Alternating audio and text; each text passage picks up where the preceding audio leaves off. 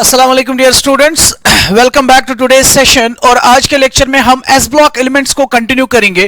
कुछ और important physical properties of S block elements के बारे में बात करते हैं। तो चलिए लेट्स गेट स्टार्टेड। आज हम बात करेंगे एक और इंपॉर्टेंट प्रॉपर्टी की, that is what we call as flame coloration. Flame coloration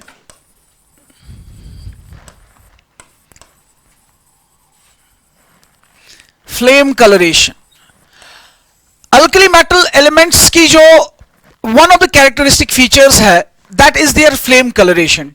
flame coloration क्या होता है? बहुत ही सिंपल चीज है। आपने सुना होगा देयर इज अ बर्नर, उस बर्नर का नाम है बंसन बर्नर। बंसन बर्नर, इस बंसन बर्नर की फ्लेम के ऊपर अगर हम सॉल्ट्स ऑफ अल्कली मेटल्स या अल्कली मेटल्स को स्प्रिंकल करते हैं, ठीक है ना, तो अगर मेरे पास अल्कली मेटल्स या उनके सॉल्ट्स है और मैं उन अल्कली मेटल्स को इसके ऊपर डाल देता हूं, ठीक है ना, व्हाट वी सी इज हर कोई अल्कली मेटल जो है वो एक कैरेक्टरिस्टिक कलर प्रोड्यूस करता है बंसन बर्नर की फ्लेम का। That phenomena by which we obtain different colors of the Bunsen burner flame when we sprinkle salts or elements of alkali when we sprinkle alkali metals or their salts on the Bunsen burner flame, that characteristic color obtained is what we call as flame coloration। ठीक है, आपके competitive exams में पूछा जाता है कि इनको match करिए। आपको दिया गया होगा डिफरेंट अल्कली मेटल्स और दूसरे साइड से इनके कलर्स दिए गए होंगे, ठीक। तो यू हैव टू रिमेंबर कौन सा अल्कली मेटल कौन सा कलर प्रोड्यूस करता है बंसन बर्नर की फ्लेम पे, ठीक है ना। तो मैं एक यहां पे टेबल दे रहा हूं, I will write the name of the element and at the same time मैं बंसन बर्नर की फ्लेम जो है उसका कौन सा कलर हमें मिलता है उसको मैं यहां पे रिप्रेजेंट करूंगा, ठीक। अगर से फॉर एग्जांपल मैं लिथियम की बात करूं, then you have sodium, then potassium, then rubidium, and then cesium. Every alkali metal gives a characteristic color to the Bunsen flame, ठीक। Lithium for example, lithium metal को जब बंसन बर्नर की flame पे डाला जाता है या इसके सॉल्ट्स को बंसन बर्नर की फ्लेम पे डाला जाता है तो बंसन बर्नर की फ्लेम जो है it appears crimson red in colour, crimson red colour, ठीक। इसी तरीके से सोडियम की अगर बात करें, sodium gives a yellow colour to the flame. Potassium की बात करें, potassium gives a violet colour to the flame of the Bunsen burner, ठीक। रुबिडियम की बात करें, it gives a red violet colour, red violet colour, ठीक। और caesium की अगर बात करें, caesium gives a blue colour to the Bunsen burner flame, ठीक है ना। So this characteristic color which we obtain when we sprinkle lithium, sodium, potassium, rubidium and cesium or their salts on the Bunsen burner flame, the characteristic color obtained is what we call as flame coloration, ठीक है ना। Now the thing is ये flame coloration कैसे arise होती है, what is the reason for the appearance of different colours, ठीक है ना। तो अगर मैं आपको फिर से यहां पे दिखाऊं, जब भी हम किसी भी अल्कली मेटल को इस बंसन बर्नर की फ्लेम के ऊपर डालेंगे, ठीक है ना, यू नो बंसन बर्नर की फ्लेम के अंदर एनर्जी प्रेजेंट है, हीट प्रेजेंट है, ठीक है। वो हीट एनर्जी क्या करता है, इसके अंदर जो मेटल के एटम्स है उन मेटल के एटम्स के अंदर जो इलेक्ट्रॉन्स है वो इलेक्ट्रॉन्स इस एनर्जी को एब्सॉर्ब करेंगे, ठीक है ना। और एटॉमिक स्ट्रक्चर में आपने पढ़ा है जब भी इलेक्ट्रॉन्स एनर्जी को एब्सॉर्ब करते हैं they are promoted to higher energy levels, ठीक है ना। और जब एक इलेक्ट्रॉन से फॉर एग्जांपल एक एटम है, उस एटम के अंदर let's say this is the nucleus and this is the electron present in let's say n is equal to 1, अगर इसने एनर्जी को क्या किया, एब्सॉर्ब किया, it can be promoted to some higher energy levels, let's say ये यहां पे पहुंच गया जिसको हम एक्साइटेशन कहते हैं, ठीक है ना। and you know excited states are always very much unstable, ठीक है।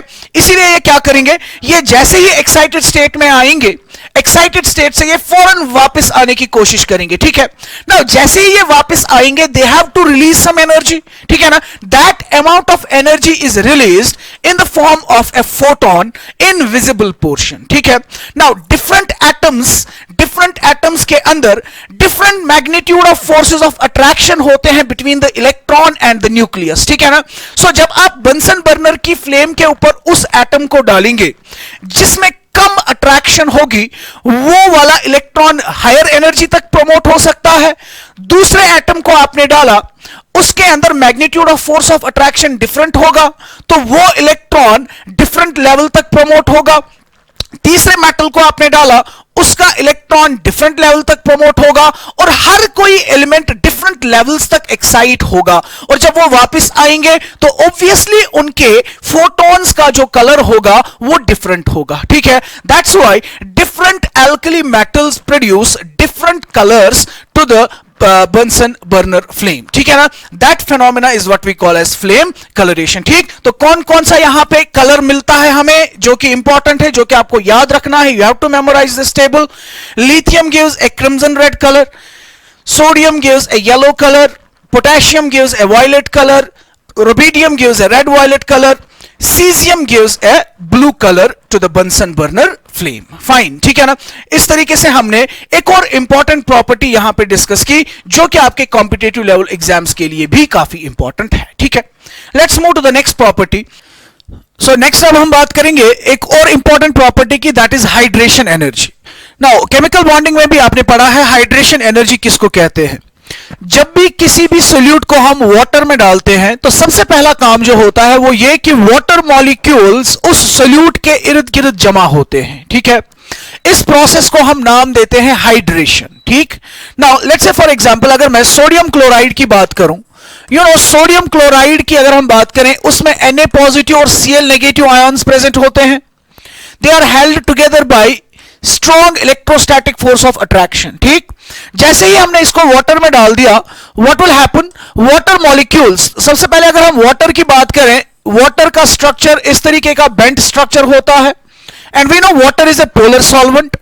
बीइंग पोलर सॉल्वेंट, इसका मतलब यह होता है कि इसका ऑक्सीजन वाला एंड डेल्टा नेगेटिव और हाइड्रोजन वाला एंड डेल्टा पॉजिटिव होता है। ठीक है, नाउ ये वाटर मॉलिक्यूल जब इस सोडियम क्लोराइड को सराउंड करते हैं, they surround it in such a way that उसका नेगेटिव एंड डाइपोल का Na पॉजिटिव की तरफ होगा और पॉजिटिव एंड डाइपोल का Cl नेगेटिव की तरफ होगा, सच दैट इन आयंस और इस वाटर के दरमियान इंटरेक्शन हो, अट्रैक्शन हो जाए। ठीक, और उस अट्रैक्शन की वजह से क्या होती है, एनर्जी रिलीज होती है। उसी अमाउंट ऑफ एनर्जी को जो रिलीज होती है when 1 mole of an ionic compound is solvated और hydrated, we call it as this hydration energy. ठीक है ना, तो किस तरीके से हाइड्रेशन होती है, लेट्स से फॉर एग्जांपल ये वाटर में दिखा रहा हूं, ऑक्सीजन का एंड Na पॉजिटिव की तरफ फेस करेगा, एक और वाटर मॉलिक्यूल, एक और वाटर मॉलिक्यूल, तो ये वाटर मॉलिक्यूल्स इस तरीके से आएंगे सच दैट इनका नेगेटिव एंड सोडियम की तरफ होगा और इनका पॉजिटिव वाला एंड जो है वो क्लोरीन की तरफ फेस करेगा, और इसकी वजह से अट्रैक्शन होगी और उस अट्रैक्शन की वजह से एनर्जी रिलीज होगी। उसी एनर्जी को हम नाम देते हैं हाइड्रेशन एनर्जी। ठीक, अब अगर हम बात करें अल्कली मेटल कैटाइंस की हाइड्रेशन एनर्जी की, ठीक है, उससे पहले यू नो कि हाइड्रेशन एनर्जी दो फैक्टर्स पे डिपेंड करता है। नंबर 1 चार्ज पे, जितनी चार्ज ज्यादा होगी उतना ऑब्वियसली अट्रैक्शन ज्यादा होगा। अगर कैटाइन के ऊपर पॉजिटिव चार्ज ज्यादा है तो वो ज्यादा वाटर मॉलिक्यूल्स को अपनी तरफ खींचेगा। ठीक, तो चार्ज पे डिपेंड करेगा, तो that is means charge is directly proportional to the hydration energy. And number 2 it also will depend upon the size of the cation. ठीक है, साइज पे भी डिपेंड करेगा। क्या मतलब, फॉर एग्जांपल एक छोटा स्फीयर है हमारे पास, इस छोटे स्फीयर पे मैंने let's say 1 coulomb of charge डाल दिया है। ठीक है, और एक और बड़ा स्फीयर मैंने लिया, इस बड़े स्फीयर पे भी मैंने let's suppose 1 coulomb of charge डाल दिया। ठीक है, नाउ अगर मैं मैग्नीट्यूड ऑफ चार्जेस की बात करूं, इन दोनों के ऊपर मैग्नीट्यूड ऑफ चार्ज तो सेम है, बट इस छोटे से स्फीयर पे ये पॉजिटिव चार्ज छोटे से वॉल्यूम पे कॉन्सेंट्रेटेड है, यहां पे यही 1 कूलम ऑफ चार्ज एक बड़े से स्फीयर के ऊपर, बड़े से वॉल्यूम के ऊपर कॉन्सेंट्रेटेड है। ठीक, तो दैट मींस जहां पे छोटे से वॉल्यूम में चार्ज होगी उसकी चार्ज डेंसिटी ज्यादा होगी और इसकी चार्ज डेंसिटी कम होगी। तो अगर magnitude of the charge same है, फिर भी उनकी अट्रैक्शन कैपेसिटी जो है वो डिपेंड करेगा कि किस पे ज्यादा कॉन्सेंट्रेटेड चार्ज है। साइज छोटा होगा तो चार्ज कॉन्सेंट्रेटेड होगी, ये नेगेटिव चार्ज को ज्यादा अट्रैक्ट कर सकता है। ठीक है, बड़े स्फीयर का चार्ज अगर उतना ही होगा फिर भी ये उतनी अट्रैक्शन नहीं कर पाएगा जितना छोटा वाला स्फीयर करेगा। In general I can say जितना साइज साइज छोटा होगा उतनी अट्रैक्शन कैपेसिटी क्या होगी, ज्यादा होगी। That means size is inversely proportional to hydration energy. Size जितना बड़ा होगा हाइड्रेशन एनर्जी उतनी कम होगी। ठीक, तो अगर हम अल्कली मेटल कैटाइंस को डालते हैं वाटर के अंदर, let's say for example lithium को मैंने डाला, lithium positive, then you have sodium positive, then you have potassium positive, rubidium positive, caesium positive. इनको मैं किस में डाल रहा हूं, वाटर में डाल रहा हूं। ठीक, तो अगर मैं चार्जेस की बात करूं, इन सबों की चार्जेस जो है वो एक जैसी हैं, ठीक है ना। तो चार्ज के ऊपर डिपेंड नहीं करेगा, हम इससे डिसाइड नहीं कर पाएंगे किसकी हाइड्रेशन एनर्जी ज्यादा होगी और किसकी हाइड्रेशन एनर्जी कम होगी। ठीक, तो किस फैक्टर पे डिपेंड करेगा, साइज पे डिपेंड करेगा। लिथियम पॉजिटिव का साइज चूंकि छोटा है, इसके अंदर चार्ज डेंसिटी ज्यादा होगी, ये ज्यादा वाटर मॉलिक्यूल्स को अपनी तरफ खींचेगा, ठीक है ना। तो दैट मींस Li पॉजिटिव का हाइड्रेशन एनर्जी का वैल्यू ज्यादा होगा as compare to Na positive, इसका ज्यादा होगा as compare to K positive, इसका ज्यादा होगा as compare to Rb positive, और इसका ज्यादा होगा as compare to Cs positive. ठीक, तो एक इंपॉर्टेंट पॉइंट हम याद रखेंगे वो ये कि लिथियम पॉजिटिव की हाइड्रेशन एनर्जी जो है वो सबसे हाईएस्ट होती है। ये हमें आगे भी जरूरत लगेगा इस एक और प्रॉपर्टी को एक्सप्लेन करने के लिए। हाईएस्ट हाइड्रेशन एनर्जी किसकी होती है, लिथियम पॉजिटिव की, और लीस्ट किसकी होती है, सीजियम पॉजिटिव की, ठीक है ना। कुछ और बातें हम यहां पे डिस्कस करेंगे। हाइड्रेशन एनर्जी से या हाइड्रेशन की वजह से किस किस फैक्टर, किस किस प्रॉपर्टी पे असर पड़ेगा, ठीक है। नंबर 1, अगर मैं आपसे कहूं आयोनिक साइज की मैं बात करूं, ionic size of alkali metal cations, ठीक, तो हमने ऑलरेडी पढ़ा हुआ है आयोनिक साइज किस पे डिपेंड करेगा। आयोनिक साइज की अगर हम बात करें तो हमने बताया था डाउन द ग्रुप जाने पे नंबर ऑफ शेल्स बढ़ेंगी, नंबर ऑफ शेल्स बढ़ी तो आयोनिक साइज भी बढ़ेगा। यानी अगर मैं आयोनिक साइज की बात करूं, Li पॉजिटिव का साइज सबसे छोटा होगा, उससे बड़ा होगा Na पॉजिटिव, उससे बड़ा होगा K पॉजिटिव, उससे बड़ा होगा Rb पॉजिटिव, और उससे बड़ा होगा Cs पॉजिटिव। फाइन, ठीक है ना।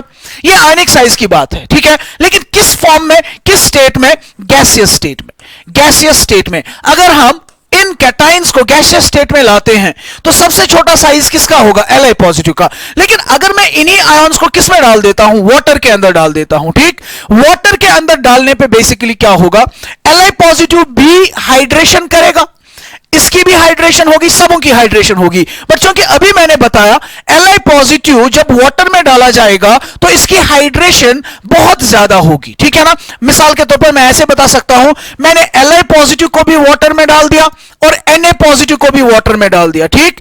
इसके इर्द गिर्द भी वाटर मॉलिक्यूल्स जमा होंगे, ठीक है, और इसके इर्द गिर्द भी वाटर मॉलिक्यूल्स जमा होंगे, ठीक। नाउ सिंस Na पॉजिटिव का साइज बड़ा है, इसकी चार्ज डेंसिटी कम है, as a result of that ये उतने वाटर मॉलिक्यूल्स को अपनी तरफ अट्रैक्ट नहीं कर पाएगा जितना Li पॉजिटिव अट्रैक्ट कर पाएगा, ठीक है ना। तो दैट मींस अगर मैं Li पॉजिटिव एक्वस की बात करूं, एक्वस फॉर्म में, और Na पॉजिटिव एक्वस फॉर्म में इसकी बात करूं, एक्वस फॉर्म में या हाइड्रेटेड फॉर्म में इनके साइजेस की बात करूं, लिथियम का साइज छोटा है, चार्ज डेंसिटी ज्यादा है, ये वाटर मॉलिक्यूल्स को, बहुत सारे वाटर मॉलिक्यूल्स को अपनी तरफ खींचेगा।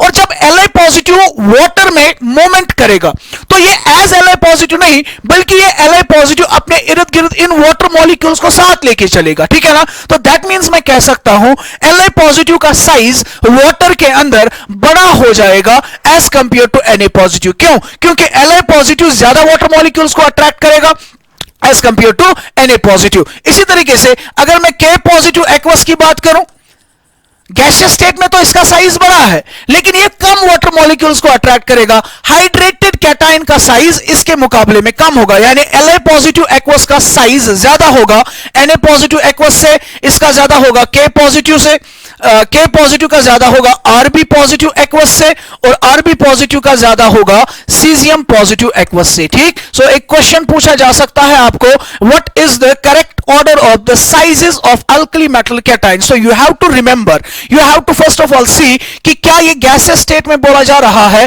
कि या हाइड्रेटेड स्टेट में बोला जा रहा है। अगर हाइड्रेटेड स्टेट में बोला गया है तो हाइड्रेटेड स्टेट में जो गैसियस स्टेट में छोटा आयन होता है वो ज्यादा हाइड्रेशन करेगा, ज्यादा वाटर मॉलिक्यूल्स को अपनी तरफ अट्रैक्ट करेगा और उसका हाइड्रेटेड साइज जो है वो नॉर्मल के मुकाबले में ज्यादा बढ़ जाएगा। ठीक है, तो बात हुई हाइड्रेशन की वजह से उनके साइजेस पे भी असर पड़ता है।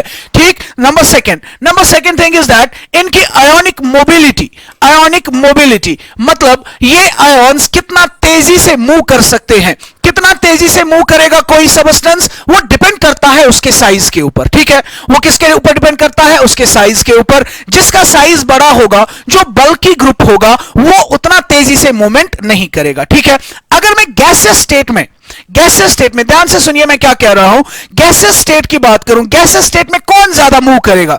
वो जो छोटा होगा, और गैसियस स्टेट में सबसे छोटा कौन है? Li positive. लेकिन अगर मैं एक्वस फॉर्म में इनकी मोबिलिटी की बात करूं, तो चूंकि Li पॉजिटिव का हाइड्रेटेड साइज बड़ा है, इसकी आयनिक मोबिलिटी क्या होगी? कम होगी। ठीक, यानी लिथियम पॉजिटिव एक्वस, क्योंकि इसका साइज बड़ा है, इसकी मोबिलिटी कम होगी। गैसियस स्टेट में लिथियम पॉजिटिव की मोबिलिटी सबसे ज्यादा होगी, लेकिन एक्वस फॉर्म में हाइड्रेशन की वजह से इसकी मोबिलिटी ज्यादा होगी, इसकी मोबिलिटी कम होगी। उससे ज्यादा होगा Na पॉजिटिव एक्वस, उससे ज्यादा मोबिलिटी होगी K पॉजिटिव एक्वस की, और उससे ज्यादा मोबिलिटी होगी Rb पॉजिटिव एक्वस की, उससे ज्यादा मोबिलिटी होगी सीजियम पॉजिटिव एक्वस की। ठीक है, तो यहां पे हमने एक और इंपॉर्टेंट चीज को भी डिस्कस किया, आयोनिक मोबिलिटीज का ऑर्डर क्या होगा। जो जितना बड़ा होगा उसकी मोबिलिटी उतनी कम होगी, क्योंकि हाइड्रेटेड फॉर्म में लिथियम पॉजिटिव का साइज सबसे बड़ा है,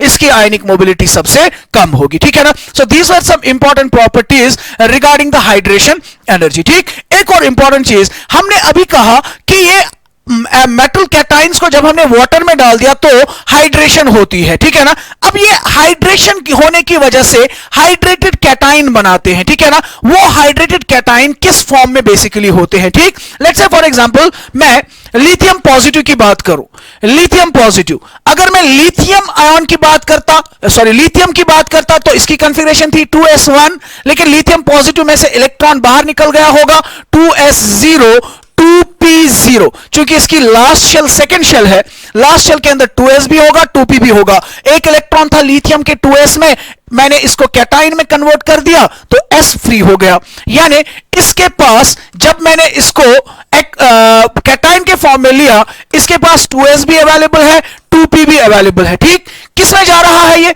वाटर में। तो वाटर का आपको पता है H2O में ऑक्सीजन के ऊपर lone pair of electrons present होते हैं। ठीक, ये लोन पेयर ऑफ इलेक्ट्रॉन क्या करता है? ये अपना लोन पेयर ऑफ इलेक्ट्रॉन्स उठा के इसके एम्प्टी ऑर्बिटल के साथ ओवरलैप करता है। तो जब एक ही एटम दोनों इलेक्ट्रॉन्स देता है बॉन्ड फॉर्मेशन के लिए, उस बॉन्ड को हम क्या नाम देते हैं? Coordinate bond. ठीक है, इसी तरीके से एक और वाटर मॉलिक्यूल आएगा, वो एक और एम्प्टी ऑर्बिटल के साथ ओवरलैप करेगा, एक और वाटर मॉलिक्यूल आएगा, एक और एम्प्टी ऑर्बिटल के साथ ओवरलैप करेगा, एक और वाटर मॉलिक्यूल आएगा, एक और एम्प्टी ऑर्बिटल के साथ ओवरलैप करेगा। ठीक, तो दैट मींस लिथियम कैटाइन को जब मैंने वाटर में डाल दिया, व्हाट विल हैपन? क्या होगा? वाटर मॉलिक्यूल्स आएंगे। कितने वाटर मॉलिक्यूल्स? 4 water molecules. ठीक है, ये 4 वाटर मॉलिक्यूल्स क्या करेंगे? ये 4 वाटर मॉलिक्यूल्स इस Li पॉजिटिव के साथ डायरेक्टली लिंक्ड होंगे by means of A coordinate bond. ठीक है, इसी तरीके से एक और वाटर मॉलिक्यूल मैं दिखा रहा हूं जो इसके साथ कोऑर्डिनेट बॉन्ड्स बनाएंगे। ठीक, Li पॉजिटिव जिन वाटर मॉलिक्यूल्स के साथ डायरेक्टली कंबाइंड होता है, ठीक है ना, they result in the formation of what we call as, इसको हम नाम देते हैं प्राइमरी हाइड्रेशन शीथ। इसको क्या बोलते हैं?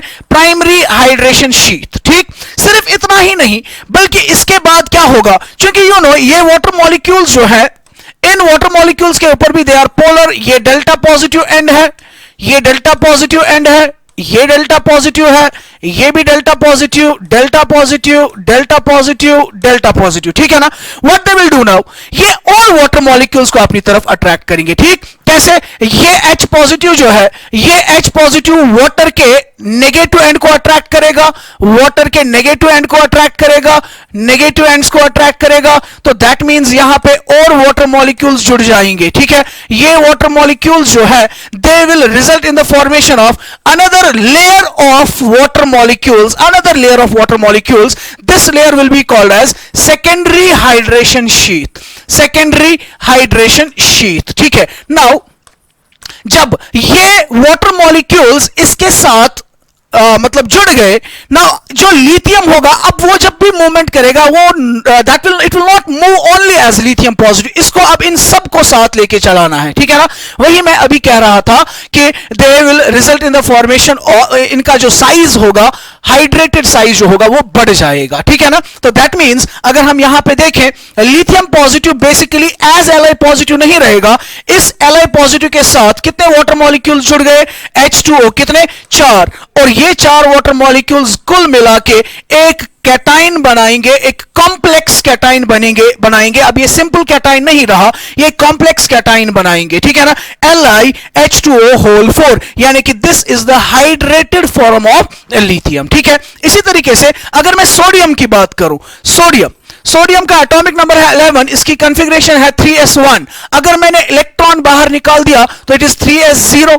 ठीक है, अब चूंकि थर्ड शेल इसकी वैलेंस शेल है, इसमें 3s के साथ क्या अवेलेबल होगा, 3p भी होगा और 3d भी होगा। ठीक है ना, दैट मींस इन वाटर इसके पास 3s भी है, 3p भी है और 3d भी है, 3d भी है। ठीक है ना, तो जो वाटर मॉलिक्यूल्स होंगे वो वाटर मॉलिक्यूल्स इसके साथ ओवरलैप करेंगे, इसके साथ ओवरलैप करेंगे, इसके साथ ओवरलैप करेंगे, एक और वाटर मॉलिक्यूल इसके साथ ओवरलैप करेगा, एक और वाटर मॉलिक्यूल इसके साथ ओवरलैप करेगा, एक और वाटर मॉलिक्यूल इसके साथ ओवरलैप करेगा। ठीक, तो कितने वाटर मॉलिक्यूल्स मैंने दिखाए, 6 वाटर मॉलिक्यूल्स के साथ ये कोऑर्डिनेट बॉन्ड बनाएगा। ठीक है ना, अब और भी है अवेलेबल, ठीक, बट जितने ज्यादा वाटर मॉलिक्यूल्स अब इसके इर्द गिर्द आएंगे, जितने ज्यादा वाटर मॉलिक्यूल्स आएंगे, लेट्स गो बैक, यहां पे लिथियम के इर्द गिर्द 4 थे क्योंकि 4 ही ऑर्बिटल्स अवेलेबल थे प्राइमरी शीथ में।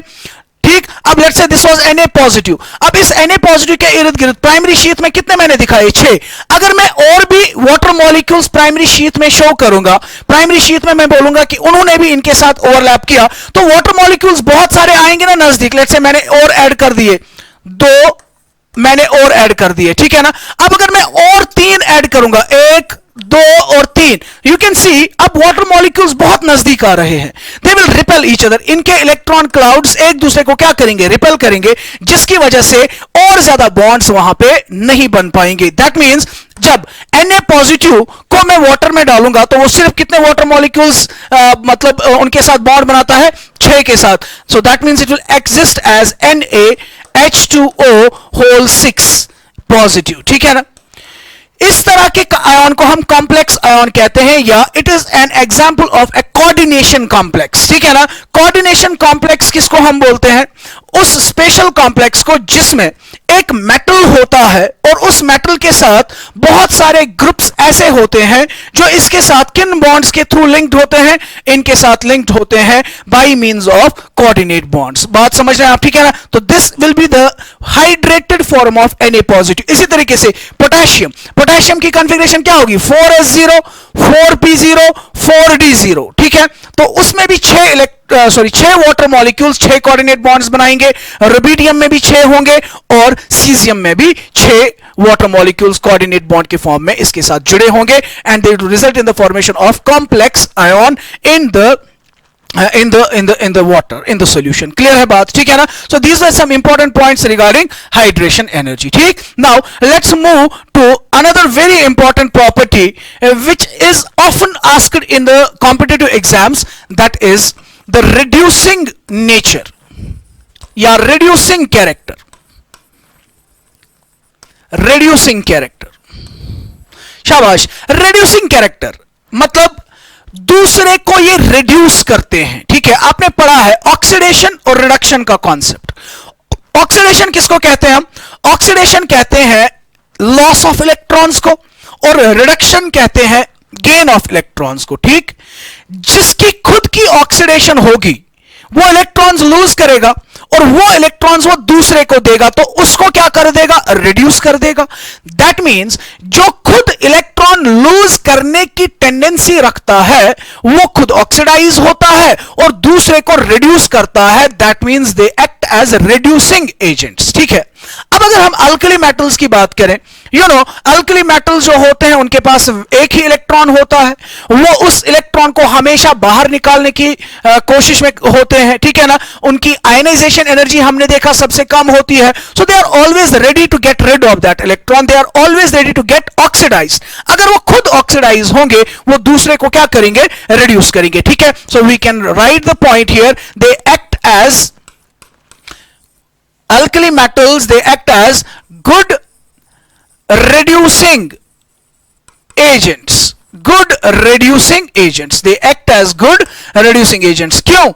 Because of tendency to lose electrons. ठीक है ना, क्योंकि इनके पास क्या होती है, higher tendency to get rid of those electrons, get oxidised and reduce the other species. ठीक है ना, अब अगर मैं आपसे ही पूछूं इनमें से भी सबसे अच्छा रिड्यूसिंग एजेंट कौन होगा, ऑब्वियसली सबसे अच्छा रिड्यूसिंग वो एजेंट वो होगा जो ज्यादा तेजी से इलेक्ट्रॉन देगा, जो ज्यादा विलिंगली इलेक्ट्रॉन देगा। ठीक है, और हमने पढ़ा है कि down the group ionisation energy decreases, ease of removal of electrons increases. ठीक है, तो अगर मैं रिड्यूसिंग कैरेक्टर की बात करूं, lithium, sodium, potassium, rubidium and caesium. ठीक है ना, इनमें से लिथियम की आयोनाइजेशन एनर्जी सबसे ज्यादा है, तो ये सबसे लेस इजीली इलेक्ट्रॉन देगा, मतलब ये उतना अच्छा रिड्यूसिंग एजेंट नहीं होगा।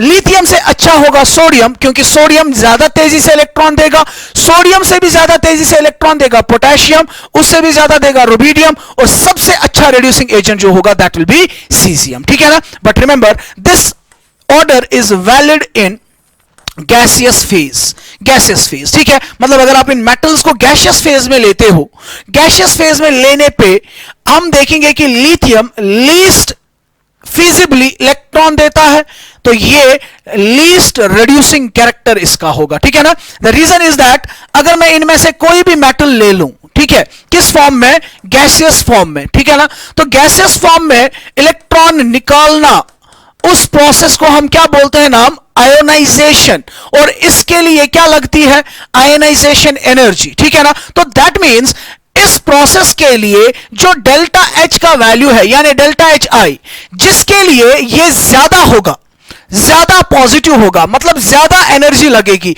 वो उतना तेजी से इलेक्ट्रॉन नहीं देगा, वो उतना अच्छा रिड्यूसिंग एजेंट नहीं होगा। ठीक है ना, तो डेल्टा एच विल डिसाइड कि कौन इसमें से अच्छा रिड्यूसिंग एजेंट होगा। जिसका डेल्टा एच आई ज्यादा है वो अच्छा रिड्यूसिंग एजेंट नहीं है, जिसका डेल्टा एच आई का वैल्यू कम है वो अच्छा रिड्यूसिंग एजेंट है। तो सबसे कम किसका है, सीजियम का, it acts as a stronger reducing agent, और lithium acts as the poor reducing agent. But again मैं कह रहा हूं किस फॉर्म में, गैसियस फॉर्म में। ठीक है, लेकिन अगर मैं इन्हीं मेटल्स को किस फॉर्म में लेता हूं, एक्वस फॉर्म में, अगर मैं इन्हीं मेटल्स को किस फॉर्म में लेता हूं, एक्वस फॉर्म में। ठीक, इन एक्वस फॉर्म में क्या होता है, ऑर्डर ऑफ रिड्यूसिंग कैरेक्टर कुछ इस तरीके का होता है, सोडियम से बेहतर पोटेशियम, पोटेशियम से बेहतर रुबिडियम, रुबिडियम से बेहतर सीजियम। ठीक है, लिथियम क्या होता था, लिथियम होता था सबसे पुअर,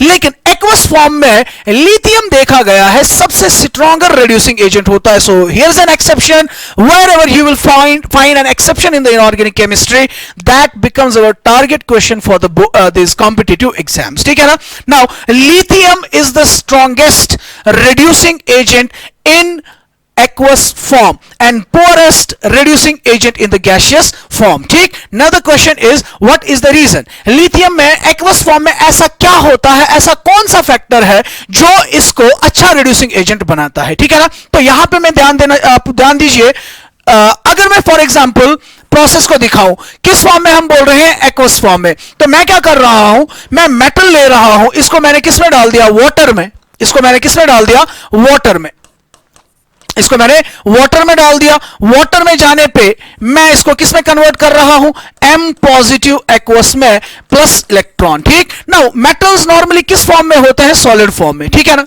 जैसे मैंने अभी बताया कि इस प्रोसेस के लिए जो एंथैल्पी का वैल्यू होगा वो डिसाइड करेगा कि ये रिएक्शन कितनी फास्टर है, ये रिएक्शन जितनी तेजी से होगी उतना अच्छा रिड्यूसिंग एजेंट होगा, क्योंकि वो उतना तेजी से इलेक्ट्रॉन दे देगा, ठीक है ना। सिमिलरली एक्वस फॉर्म में भी एक प्रोसेस हो रही है ना, एक रिएक्शन हो रही है ना, मेटल से मैंने इलेक्ट्रॉन्स निकाले मगर किस फॉर्म में, एक्वस फॉर्म में। तो इस प्रोसेस के लिए भी डेल्टा एच का वैल्यू कुछ ना कुछ होगा, ठीक है। Let's say I will call this as delta H total, ठीक, डेल्टा एच टोटल, ठीक।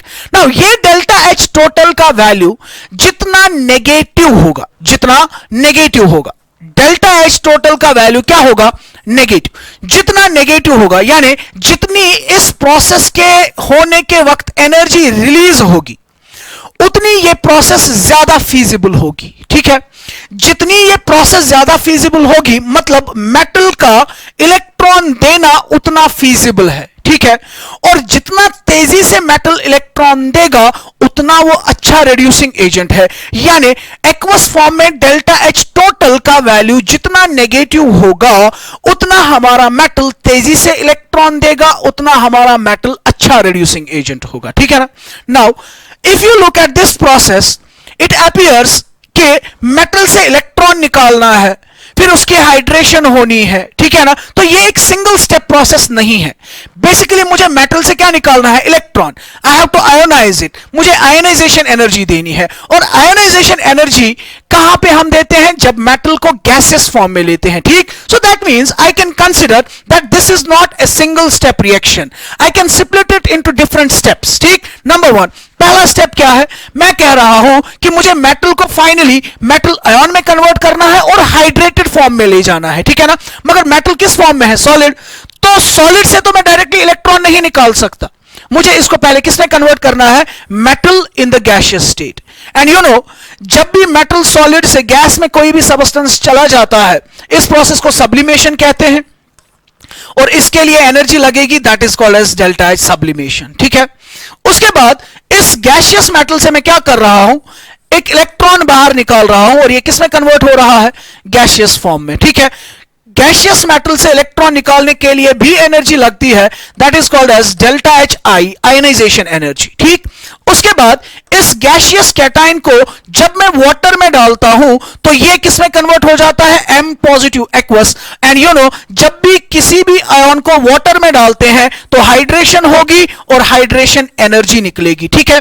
According to Hess's law this delta H total will be the summation of all the enthalpy changes of these steps, ठीक है ना। Born-Haber cycle में जैसे पढ़ा है आपने कि this plus this that will be basically the delta H total for this reaction। इसका मतलब ये हुआ कि ये प्रोसेस कितनी तेजी से होगी वो डेल्टा एच टोटल पे डिपेंड करेगा। और डेल्टा एच टोटल खुद किस किस फैक्टर पे डिपेंड करता है, सब्लिमेशन एनर्जी पे, आयनाइजेशन एनर्जी पे और हाइड्रेशन एनर्जी पे, ठीक है ना। So I can write it like this, delta H total is equal to delta H sublimation plus delta H ionization plus delta H hydration, ठीक है। now you know delta H sublimation की अगर मैं बात करूं इसका वैल्यू जितना ज्यादा होगा, इसका वैल्यू जितना ज्यादा होगा यानी जितना पॉजिटिव होगा उतना delta H total less negative होगा। जो जितना पॉजिटिव होगा इनमें वो इस डेल्टा एच टोटल के वैल्यू को क्या करेगा, कम करेगा। सो डेल्टा एच सब्लिमेशन अगर ज्यादा हुआ डेल्टा एच टोटल कम हो जाएगा, ठीक, डेल्टा एच टोटल कम हो जाएगा। डेल्टा एच आयनाइजेशन जितना ज्यादा होगा डेल्टा एच टोटल उतना कम होगा, क्योंकि आयनाइजेशन एनर्जी का वैल्यू भी क्या होता है, पॉजिटिव। ये भी पॉजिटिव है, ये भी पॉजिटिव है। तो जितना डेल्टा एच आई ज्यादा होगा वो उसको उतना कम करेगा। जितना डेल्टा एच टोटल का वैल्यू कम होगा उतना मेटल लेस रिड्यूसिंग इन कैरेक्टर होगा, ठीक है ना। लेकिन तीसरा इंपॉर्टेंट फैक्टर जो यहां पे है that is delta H hydration. Delta H hydration यानी एनर्जी रिलीज कितनी होगी।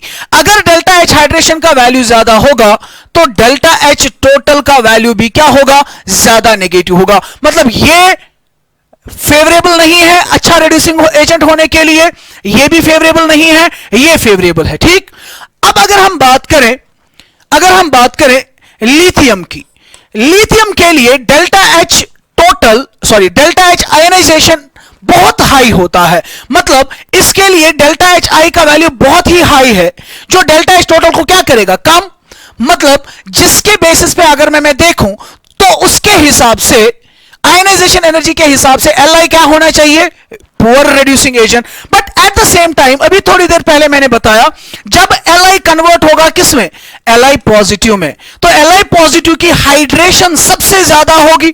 हाइड्रेशन सबसे ज्यादा होगी तो हाइड्रेशन एनर्जी सबसे ज्यादा रिलीज होगी। हाइड्रेशन एनर्जी रिलीज होगी, सबसे ज्यादा हाइड्रेशन एनर्जी लिथियम के लिए होगी और उसकी वजह से डेल्टा एच टोटल का वैल्यू बढ़ जाएगा। ठीक है ना। सो ओवरऑल में हम क्या देखते हैं, आयनाइजेशन एनर्जी इसको फेवर नहीं करता है, बट चूंकि हाइड्रेशन एनर्जी इसकी सब कैटाइंस में से ज्यादा होती है, इस हाई हाइड्रेशन एनर्जी की वजह से डेल्टा एच टोटल का वैल्यू उन बाकी एलिमेंट्स के डेल्टा एच टोटल के वैल्यू से काफी ज्यादा नेगेटिव होता है। ठीक है ना।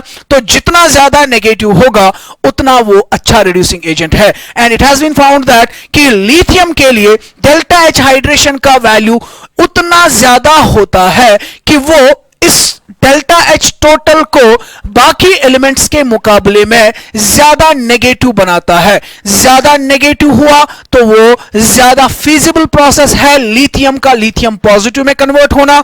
लिथियम का जितना जल्दी वो लिथियम पॉजिटिव में कन्वर्ट होगा उतना वो बेहतरीन रिड्यूसिंग एजेंट का काम करेगा। ठीक है ना। सो सिंपल टर्म्स में हमने कहा लिथियम का लिथियम पॉजिटिव बनाना वो तो फीजिबल नहीं है क्योंकि आयनाइजेशन एनर्जी बहुत ज्यादा है, लेकिन जैसे ही Li पॉजिटिव बनेगा इसकी हाइड्रेशन भी काफी ज्यादा होगी, तो it will have a motivation to get converted from lithium to lithium positive, so that after the lithium positive is formed it will get very much hydrated and it will release a tremendous amount of energy, जिस energy का value ionisation energy और sublimation energy को भी compensate कर देगा। ठीक है ना। इसी वजह से लिथियम जो होता है वो एक्ट करता है as the strongest reducing agent. ठीक है ना। I hope you are able to understand the things. ठीक है। See you in the next lecture. Thank you very much.